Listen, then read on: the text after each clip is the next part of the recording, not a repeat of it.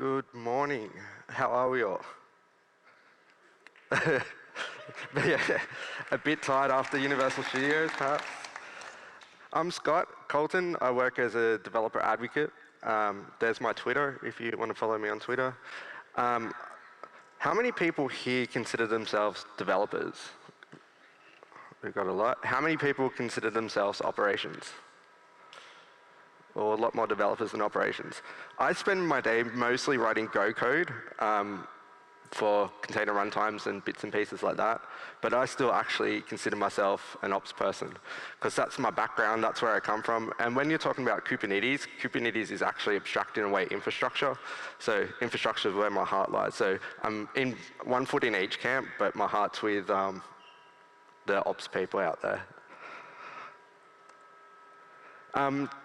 All the demos, we're going to do like 3 or 4 live demos today. All the code is up there if you want to use it. This will create an AKS cluster for you. It'll install all the goodness that we're going to do today. It's totally reproducible. I'm not going to get into what the goodness is because that'll spoil it when I do the live demos, but trust me, afterwards we'll show this again in case you don't get a photo. So what we're going to look at today, we're going to look at Day 2 operations of Kubernetes. So how many people here are already using Kubernetes? Awesome. Well, for the people that haven't started using Kubernetes, this will be a good introduction of like how to architect Kubernetes for the future. So we're going to look at Tailwind Traders. How many people were at APPS40, the talk before this, how to containerize applications? Cool. So we also saw how to containerize the application. So we're not going to go so much into that side of the things. We're going to look at like, okay, it's containerized, we're moving to Kubernetes, and we're going to solve some real world problems. We're going to look at the architecture of Kubernetes versus AKS, if that makes sense. I will once I do the talk. Then we're going to look at how to scale your cluster. And of course, we want to make sure Tailwind Traders is secure. And we're going to look at how to secure AKS with pod identity and network policy. And then, of course, Tailwind Traders is an online application. If it goes down, it makes no money. So we're going to look at how to handle application and cluster errors. So up intro into Tailwind Traders. So before Tailwind Traders was containerized, it was a whole heap of services and VMs, and we had a whole heap of things going on there. And you can see from the last talk, we had container instances, VMs, blob storage, virtual machines, SQL, and Postgres. So in this particular talk, what management's asked us to do is consolidate down some of that infrastructure. So we're going to remove virtual machines. We're actually going to use container instances and Kubernetes together, but we're going to use it in a serverless way. So we're only going to pay by the second when we burst out a new feature we're going to add to Tailwind Traders. And we're going to keep blob storage. And of course, SQL is going to be still a service on Azure because like you can run databases on Kubernetes. It's up to you to do that if you want to. I would suggest going with a PaaS service or a hosted service or a VM if you can't use the hosted service for some compliance regulations. Probably don't put databases on Kubernetes. I know you can do it. There's better solutions out there for that. So this is what management has asked us to do. So we're going to start looking at real world problems now, why we want to go to Kubernetes.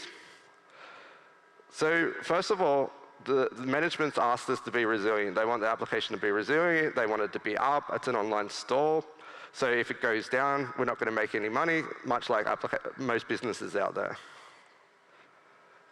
Security is up front as well. We're taking customer data. We're taking payments. We want to make sure it's secure. We don't want to lessen security just because we're going to containers and Kubernetes. So we want to make sure our security footprint's right up there like it was before we moved.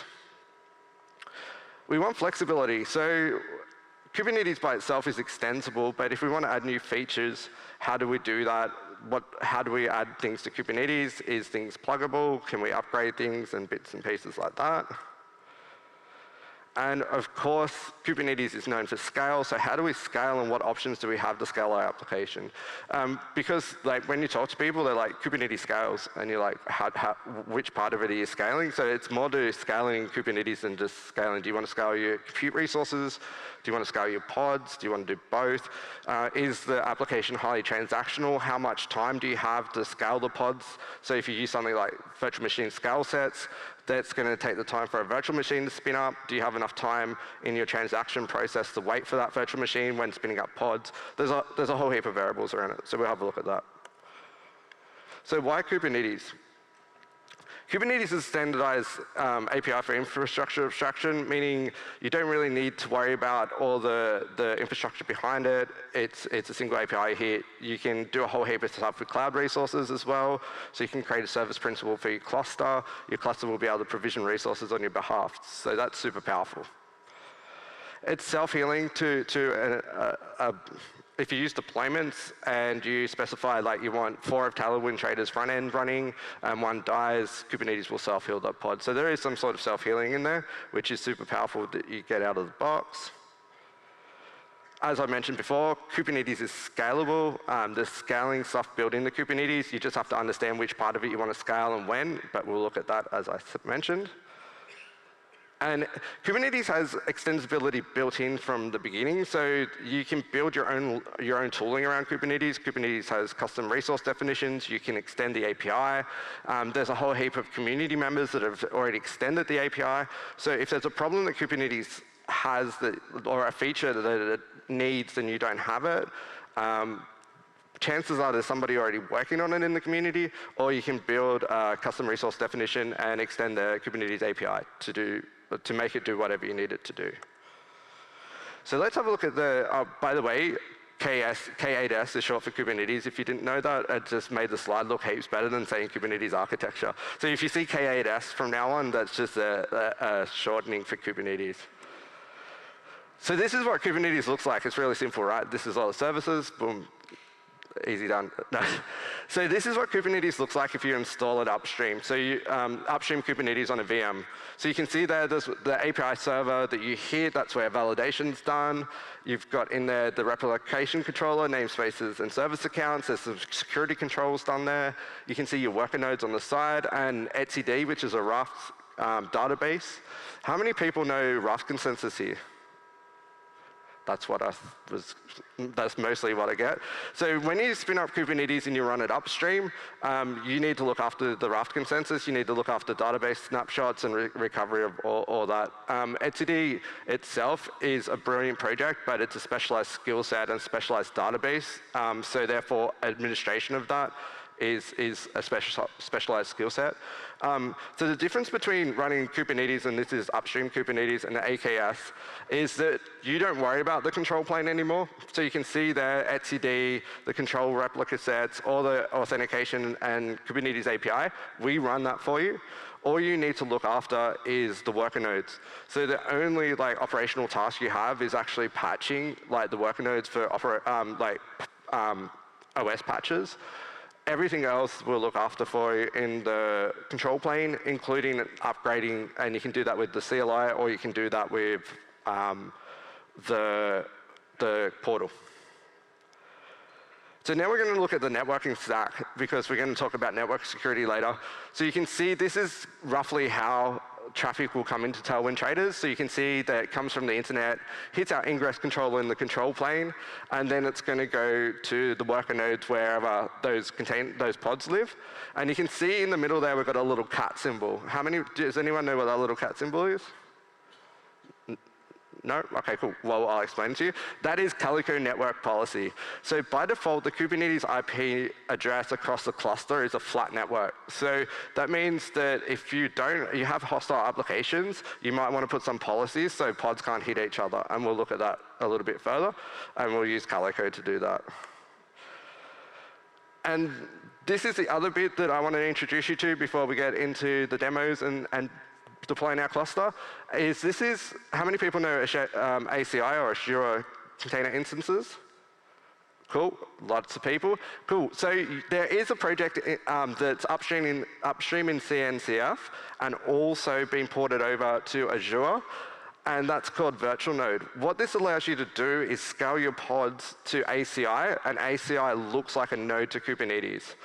And what this allows you to do is kind of get a serverless kind of framework going, and you pay by the second of what you use, and you also get VM level isolation on the ACI side. So this is super powerful.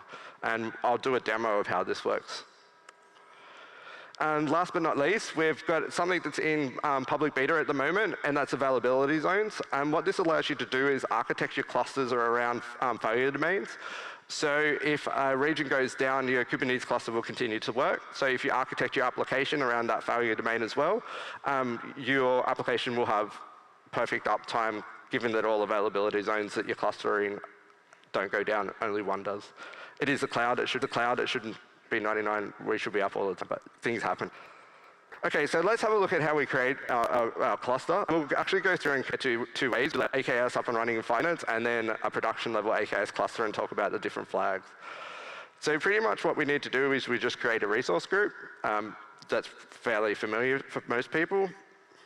We create a vnet, and we're going to create a subnet. So this vnet is just the virtual network that Kubernetes will talk to everything inside that resource group. And you can see we've got a my vnet sub. That's going to be for the cluster names, the cluster IP network. And we're going to create a second one later to talk to ACI. And this is the second one. So you can see there we've got a second subnet that's a different IP address range. We're going to connect to ACI on a backbone network because like we talked about security, we don't want to be hitting ACI over the public, like public IP address to public IP address. So virtual node is actually going to talk across this IP address space. So we have better security and we can control the traffic going from Kubernetes control plane to ACI. We're going to create a service principal for the cluster. What the service principal will do is allow us to create things like load balancers, public IP addresses, talk to ACI, and a whole heap of bits and pieces like that. So any cloud resources that the cluster needs, it will be able to provision on our behalf with the Kubernetes API types that are native to the Azure cloud provider. So this is what it looks like if you go to our docs and you create a AKS cluster up and running in 5 minutes. This is perfectly good, but it makes some opinions about the networking stack and bits and pieces that you have. Now, I don't want to be too daunting, but this is the one we're going to use today, which has a few more flags. Now, you might be going, what do I need all this for? And there's a reason why I'm going to talk through this. So you can see there the resource group and the name's the same, the node count's the same. You can see there we've got the client secret though for the service principal, so we can create things and have some control around that. We've changed the network plugin, so we're not using Kubelet anymore, we're using Azure CNI. That's a prerequisite and we need to use that for Calico network policy so we can lock down the networking inside the cluster. The DNS service and Docker bridge, you could probably leave those out. I'm just setting those because I like to set those. So the Docker bridge address is just so Docker can start and systemd. Otherwise, if Docker doesn't have an IP network, systemd won't start. And that's the runtime in AKS. You can see the vnet subnet ID. That's the subnet ID for us to talk to the virtual node. And you can see there I've got a load balancer. What do I need the load balancer for? That load balancer is actually sitting in between my worker nodes and the control plane for availability zones. So when a cluster, if a node goes down, the cluster knows how to route to the nodes that are up, and there's a load balancer at that level. Virtual machine scale sets, or VMS, is also a prerequisite for availability zones. You can see there that I've said I want my nodes in zones 1, 2, and 3, so that gives us one node in each zone, again, to handle failure. And last but not least is the Calico network policy. Now, there's a reason why you need to do this all up front. Last, we're going to add virtual node. So this virtual node can be added at any time by adding this AC command. But you can see we're tying it to the resource group, the cluster, and the subnet that we created before, so ACI will talk on that private network. But one thing before I go too far and I'll show you the cluster, some things like CNI, availability zones, and our virtual node you can now, can't be changed after the fact. So you can't add Calico network policy. You can't go from Kubelet to Azure CNI. And you can't add availability zones once the cluster's created. So if you want any of these features, even including Calico network policy, so if you think you need Calico or network policy, but you're not quite ready for it yet, turn the feature flag on. When the feature flag's on, it's actually doing nothing. Your cluster will be there for you. And when you get to the point that you want to deploy network policy, you can add the YAML file and turn it on. But if you've already deployed a cluster and then you want to add it, you have to redeploy the cluster and migrate workloads across. A lot of customers that I've spoken to have deployed the up and running in 5 minutes cluster, deployed applications to there. Now it's got some sort of dependency on it because it's like semi-production or there's people depending on it. Then they want to add things like availability zones, they want to add network policy, they want to add all this, but they can't. So I just wanted to be upfront and tell you that if you want to add these things and you think about your architecture and think about the future, you can add them without turning them on, but you can't turn them on after the cluster's deployed. So that's why we went through all those different flags. So if we just have a look at my cluster now, and KP stands for CTL get pods. You can see here I've got all my pods running. I've got my Calico's running, which is here. And I've got Tailwind Traders, thanks to Jay, all containerized and running. So that's all good. And we can go back here. And there's Tailwind Traders running. So that's good. We can click around. Look at Power Tools. And if I go back and I'll clear this, get nodes. You can see there I've got 3 nodes in a virtual machine set, and I've got an ACI connector that's running Linux containers to ACI. So that shows up as a node, a single node, but it's just a Golang binary that's running on the control plane that's talking to ACI.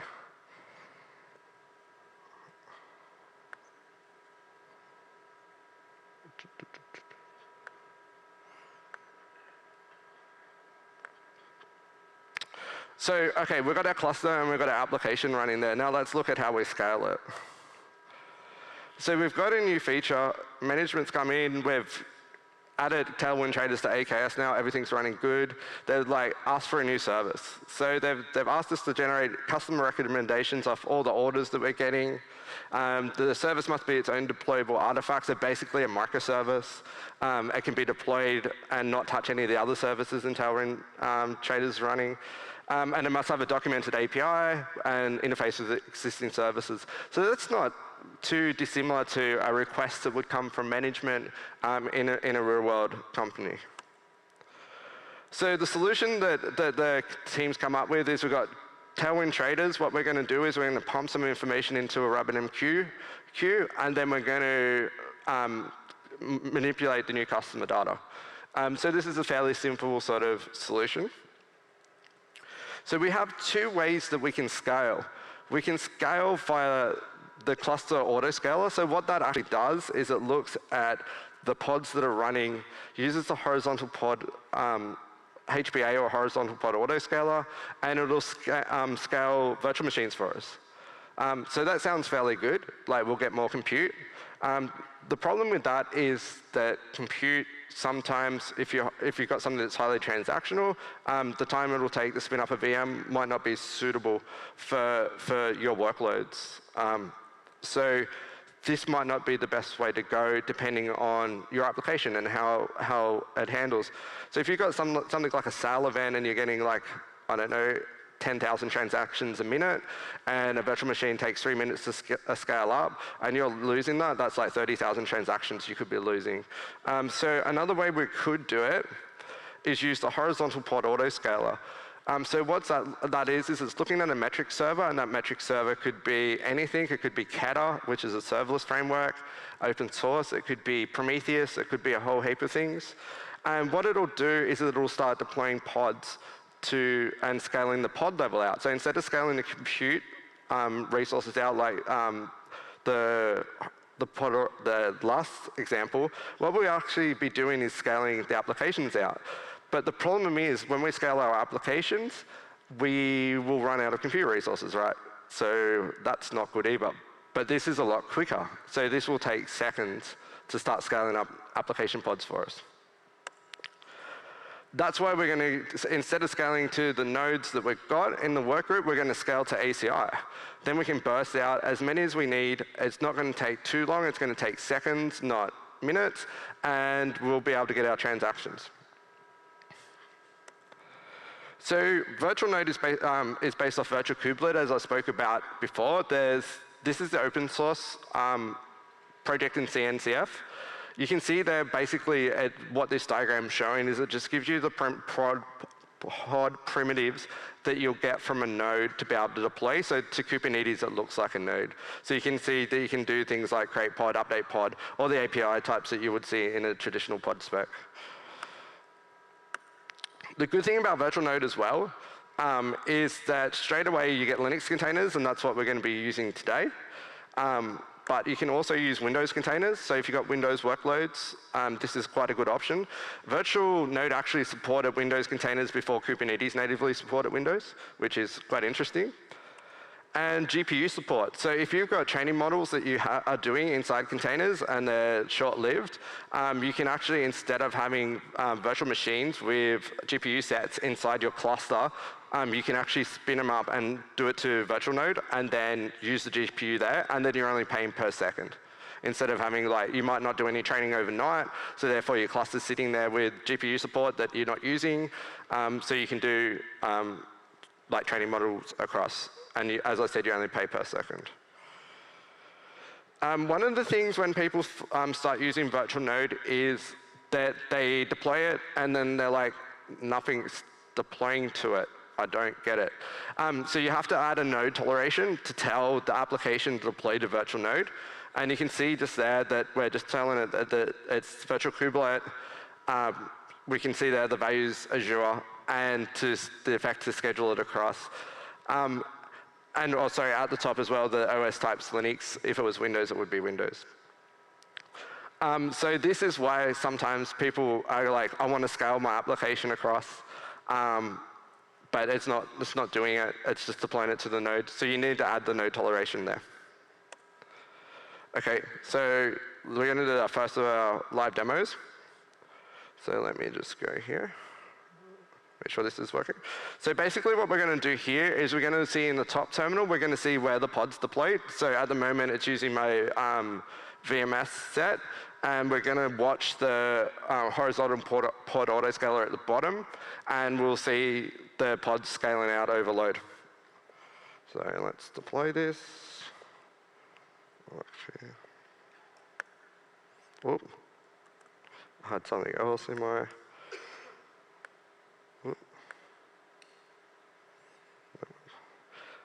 Oh, that's delayed. How many people love the YAML?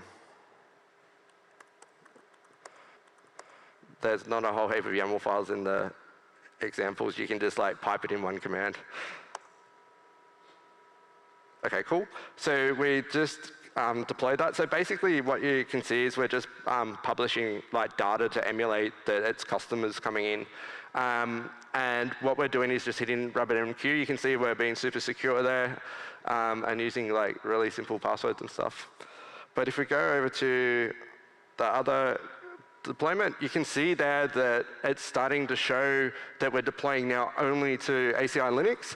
You can see there we're starting to get replicas up, and the horizontal port autoscaler is starting to look at the metrics, and it's starting to deploy out more replicas. So what we're actually doing is simulating an event where there's high transactions coming into your cluster, and this will actually prevent your cluster from getting hammered, and there be like resources, the resources inside the clusters getting smashed, and you having pods saying they're pending because there's no more resources left. So yeah, this is all automagic and built into Kubernetes, and as you can see there, that's all working perfectly. So we're starting to scale up our cluster, and as you can see there, it's deploying to virtual node Linux. So perfect. We've deployed our new service that management asked, we've tested it, we've protected our cluster, and we've also consolidated infrastructure because we're only paying by the second for the ACI nodes that we're using. Awesome. The demo gods have been good to me today, except for that copy and paste.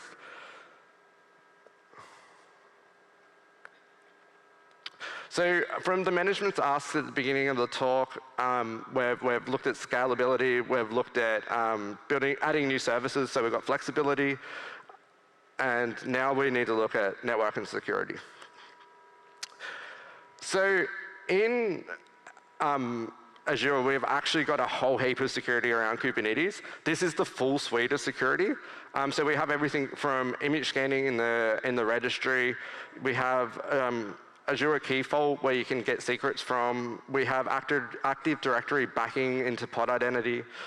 We have encrypted communications to database and a whole heap of stuff like that. I'm not going to go through the full security suite because that would be a talk amongst itself. I'm just going to go with two of the major ones that I think are really cool and set us apart from some of the competitors' offerings. So pod identity is probably one of the things that is really, really good about the AKS service. What this allows you to do is back an identity inside a pod far more granular than what you can do with a service principal or RBAC from AD to your application, which is super powerful because when you have a team that is setting up like identities in your organization, then usually not the same team that is setting up Kubernetes. They might be. I'm not tarring everyone with the same brush, but usually it's not. And usually they are fairly familiar with Active Directory. So this like branches the two worlds together and makes a really usable solution straight out of the box. The thing that I like the most is as easily as you can grant a token from AD, you can remove it. So what this means is you can, in your applications, you can start to not have secrets or anything like that. You can use the pod identity to start be talking to other services or anything like that. And then your application developers don't need to worry about that anymore. It's implemented inside Kubernetes. So when you install pod identity, you have two things get installed: the node management identity server, and the managed identity controller. The reason there's two services is one, we do validation to make sure the token is valid. And it corresponds to the pod that it's meant to come from. So what this actually prevents is if there's a rogue pod there, it can't take someone else's token and go, hey, I'm this. There's validation there. So that's a really good feature. And the NMI server listens for the pod requests that can also look be secure like that. So when you're one too many. So this is how the workflow looks if you're a developer. So you've got the Kubernetes controller. It's got already its Azure AD binding. The developer comes in, they create their pod. Their pod in this example wants to talk to SQL. The pod itself will grab a token by looking at the NMI server and the MSI server, the Managed Service Identity Server, and then that token will go back up and it will be able to connect to SQL. So there's nothing inside there that's saying, hey, I needed a password, I need this, or it's all handled for you, which is super, super powerful. And this is something that's only built into AKS. It's not in upstream yet. So you can see there, you can start to really get fine-grained control over what applications can talk to what, or how applications access other cloud services inside Azure. So network policy is the next one that we want to talk about. And this will go a little bit into the kernel level.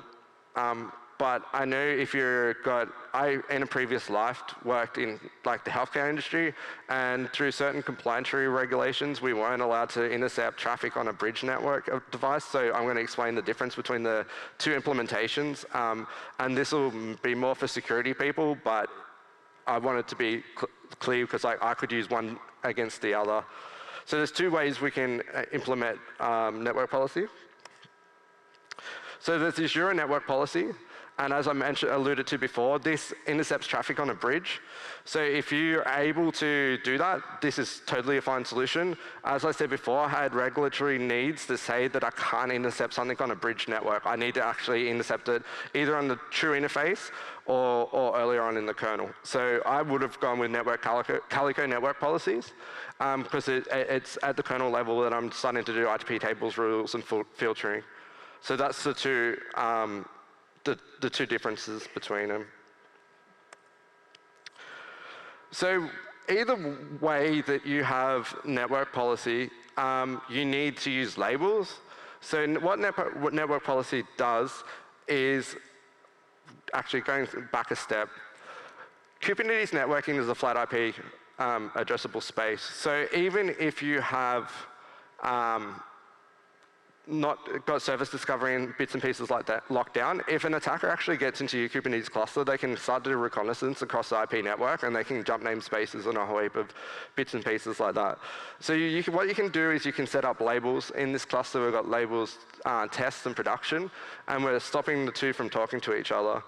But this is happening at this particular time. It's being packet switched on the bridge interface. So you can see there that the IP tables and the policy manager is hitting the bridge interface. So if you've got no security or compliance needs, this is totally a good way to go. And it just, again, needs Azure CNI, as does Calico. So if this is what I was getting back to at the beginning of the talk, if you spin up your cluster and you use the up and running AKS in 5 minutes, and then the security team comes in and says, hey, you can't use a flat networking, I need to use network policy, and you go, cool, I'll try to add it, you can't add it after the fact because you can't change the network stack inside the cluster without redeploying. So yeah, start to think about what I want to get out in this talk is start to really think about where you want to go with AKS and start to think about adding these features up front and the architecture and what you might need. And then you can start to grow your cluster, or your cluster can grow with you. If you have no trouble about redeploying, that's totally fine. I have spoken to some customers that were like, whoa, that's weird. It's the cloud. Can't we just install anything anytime? There's some limitations. And that isn't a limitation so much to AKS, but also to upstream Kubernetes. We can't just swap out the networking stack that easily.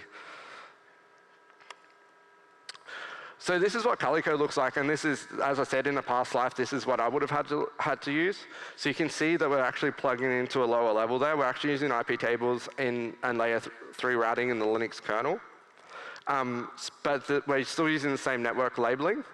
So depending, as I said, on the compliance regulations you have, one or the other will be good for you. The one thing is be mindful that if you're going for this particular one, there is going to be some overhead of packet switching inside the Linux kernel. So depending how many pods and bits and pieces you have, you might find that there might be some CPU spikes when you're doing Calico. But you can sort of work that out. It's just because it's not offhanding it to the bridge. And I think when the good people in the kernel designed like the networking stack, they had no idea Kubernetes was coming, and they're still trying to catch up. So service mesh, all that can suffer from the same, that if you start switching everything on the networking stack and do packet switching in the kernel under high load, you can start to see a little bit of CPU spikes. So just be aware of that when designing this. So let's have a look at what network policies is going to give us. So just to prove that all the code examples that I wrote are correct, we'll just copy and paste from there. So basically what I'm going to do here is I'm just creating an Alpine image that's going to simulate that I'm a rogue pod or an attacker on my Kubernetes cluster.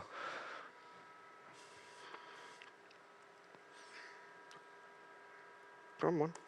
There we go. Aha. Okay, cool. So now you can see there, I'm on the cluster. I'm in the default namespace. So I've actually put Tailwind Traders application in its own namespace because that's where I want the logical resource boundaries to be. But now I'm in the default namespace. You can see that if I wanted to, I can hit the...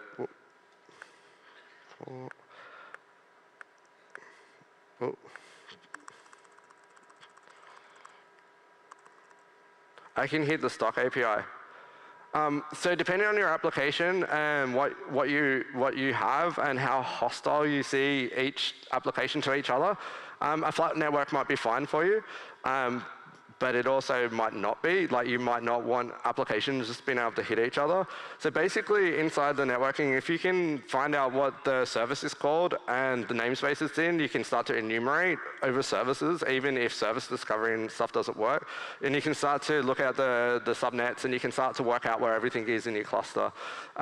There's been a few good talks about this inside KubeCon, so you can just go on YouTube and have a look at them. But there's ways you can start to really do reconnaissance around a Kubernetes cluster. So what we're going to do now is we're just going to apply a really, really basic network policy.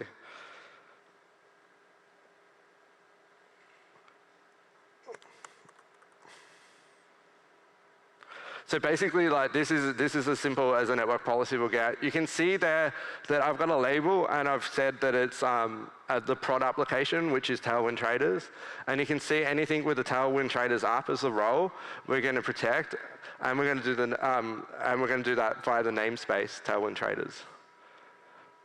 So this is as basic policies you can get. It's basically saying anything inside the Tailwind Traders namespace can only talk to each other, and anything in the other namespaces can't. So cool, we're clear. And let's do the same thing again. You can see here that I'm not actually specifying a namespace, so therefore it's deploying it into the default namespace, not the Tailwind Traders namespace.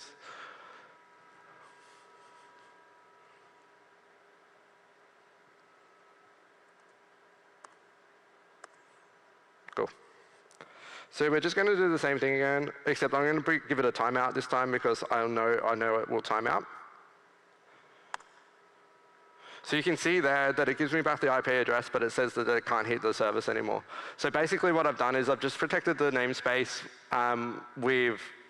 from other namespaces or rogue applications. So this could be a service that like someone's built a new release and it's hitting something that it shouldn't. So you can start to really have fine granular. You can even have policies like inside a namespace what pods can start to talk to each other.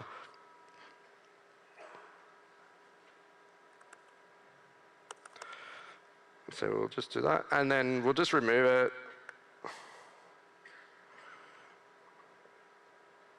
Again, so this is just the same thing, except I'm piping delete instead of apply.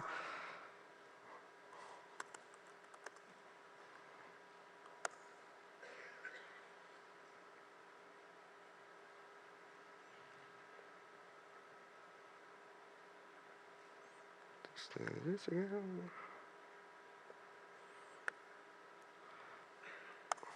And you can see that I can hit the API again.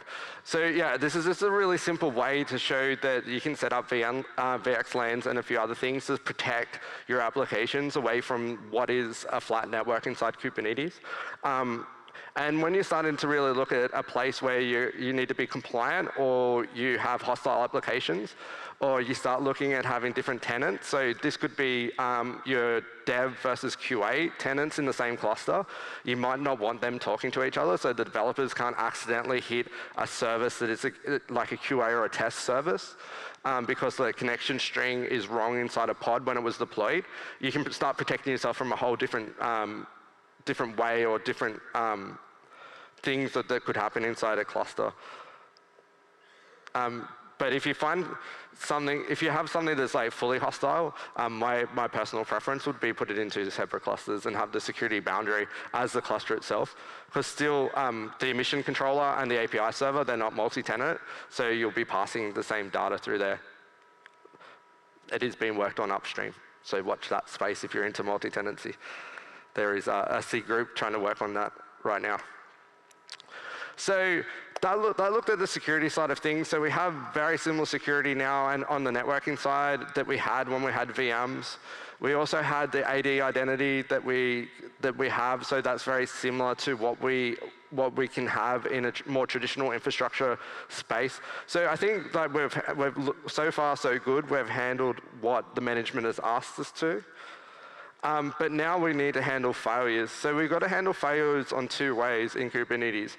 You've got to handle the failure itself of the cluster and the failure of your application. Availability zones is super, super cool.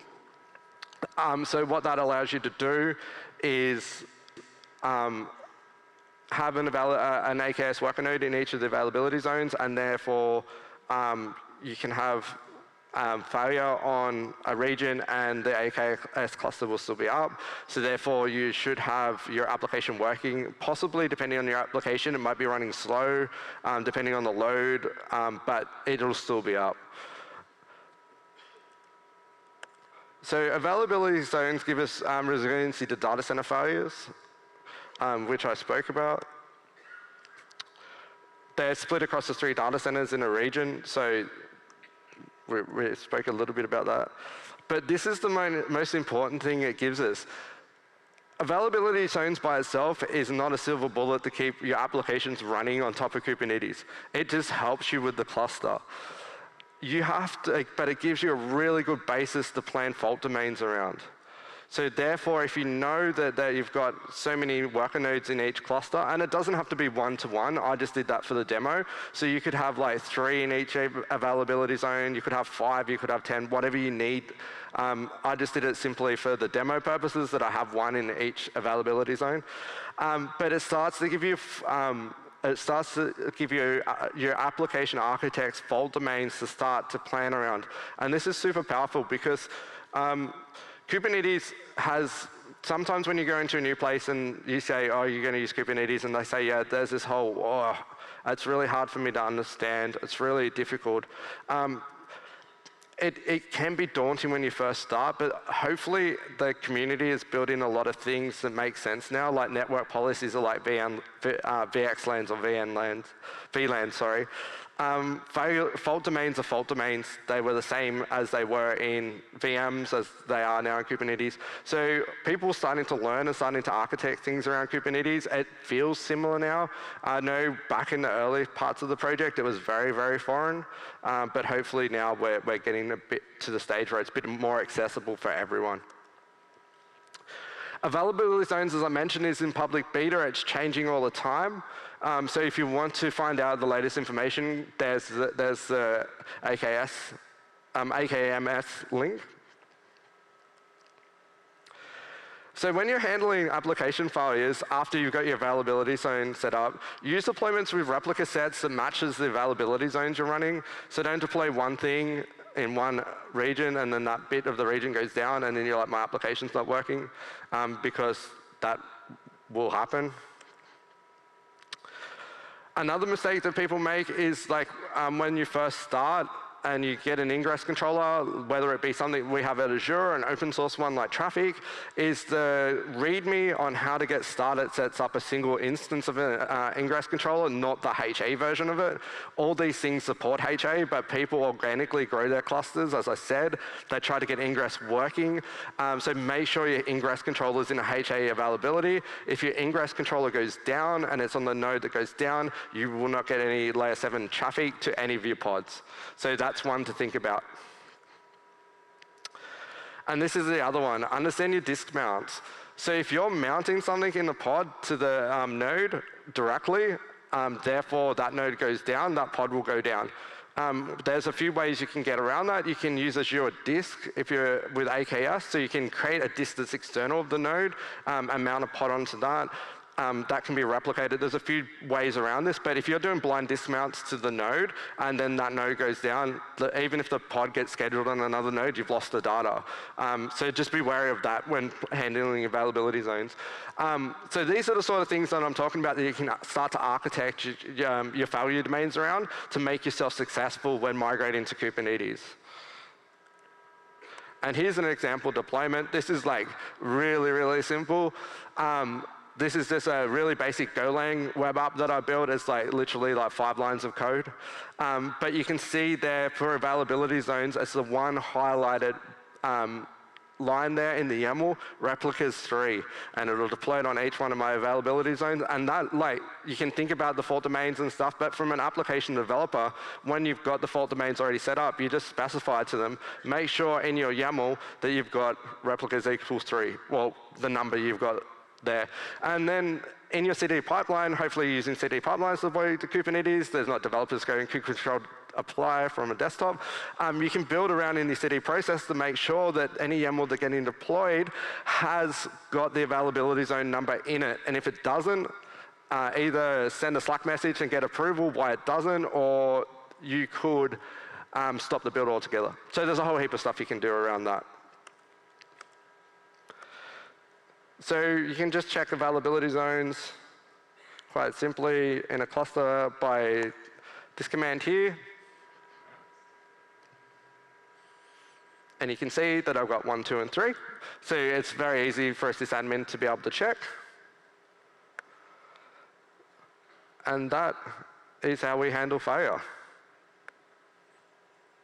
in Tailwind Traders.